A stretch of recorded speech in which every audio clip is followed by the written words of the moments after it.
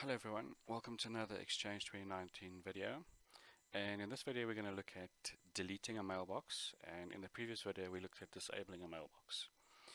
Now in the previous video you can see from the shell we disable a mailbox using PowerShell.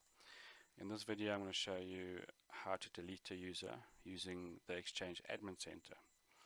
So just to recap, to disable you would go here.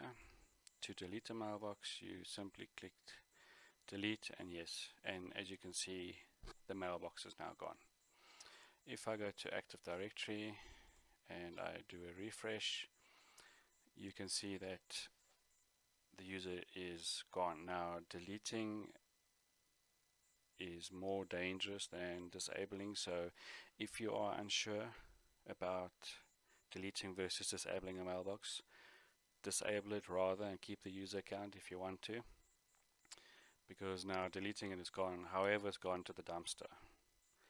But just for future, to make your life easy, you can always reattach the mailbox again as well.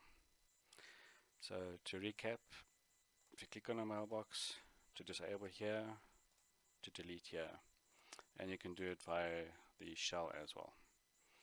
Thank you very much for watching.